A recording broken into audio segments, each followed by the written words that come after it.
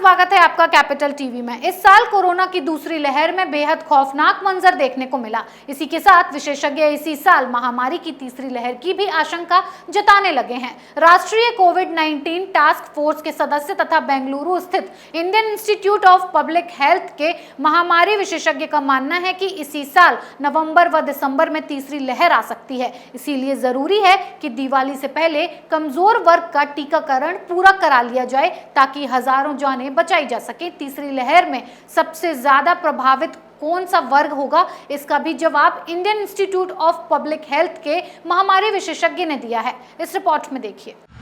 Corona virus ने हर तरफ महामारी और तबाही मचा रखी है।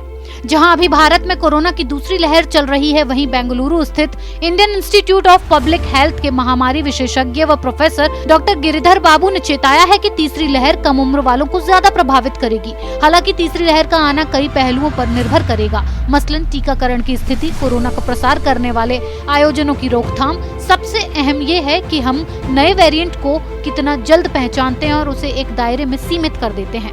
विशेषज्ञों का मानना है कि तीसरी लहर और ज्यादा खतरनाक होगी क्योंकि इस बार के संक्रमितों में कोविड-19 के खिलाफ विकसित हुई इम्यूनिटी तब तक खत्म हो चुकी होगी। बस एक ही रास्ता है कि नवंबर तक बड़ी आबादी का टीकाकरण कर दिया जाए ताकि कोरोना उतना प्रभावी न रह जाए। वे कहते हैं कि टीकाकरण को रफ्तार देने के लिए छोटे स्तर पर कार्य योजना तैयार करने और उसके प्रभावी क्रियान्वयन की जरूरत है। दूसरी लहर के मंद पड़ते ही हमें नियमन की प्रभावी रणनीति बनानी होगी ताकि संक्रमितों और मृतकों की संख्या को कम किया जा सके। त्वरित जांच और लोगों को आइसोलेट करने के लिए जिलों में स्थापित प्रयोगशालाओं को सुविधा युक्त बनाना होगा। देश में 16 करोड़ से ज्यादा खुराकें दी जा चुकी हैं, लेकिन टीकाकरण की रफ्तार अब धीमी पड़ने लगी है। अभी करीब 11% आबादी को ही पहली खुराक मिल पाई है। 40-50 लाख लोगों को एक दिन में टीकाकरण का लक्ष्य रखा गया था, जो शायद ही किसी दिन हासिल हुआ हो। दूसरी लहर से निपटने के लिए स्वास्थ्य सेवाओं को बेहतर करने की कोशिश चल रही है। ऑक्सीजन की किल्लत को देखते हुए दुनिया के अन्य देशों से उत्पादन इकाइयों की स्थापना के लिए उपकरण मंगाए जा रहे हैं।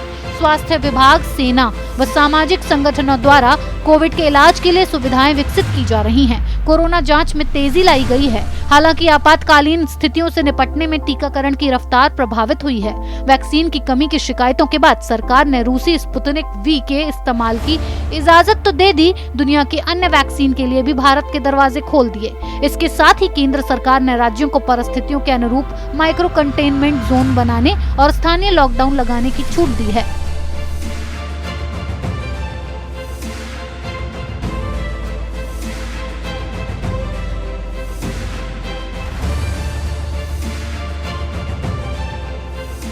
WHO और देशों की सरकारों ने कोरोना से निपटने के लिए मास्क पहनने, शारीरिक दूरी का पालन करने और बार-बार हाथ धोने जैसे नियम बनाए और जनता ने इनका पूरी तत्परता के साथ पालन किया है। इस खबर में फिलहाल इतना ही। बने रहिए कैपिटल टीवी के साथ। अगर आपको हमारा वीडियो पसंद आया हो तो इसे लाइक करें, हमारे चैनल को सब्सक्राइब करें और हाँ, बेल आइकन दबाना ना भूलें ताकि आप तक हमारे वीडियो की नोटिफिकेशन पहुंचती रहे। आप अपना सुझाव हमें कमेंट बॉक्स में दे सकते हैं। हमारे साथ जुड़ने के लिए शुक्रिया।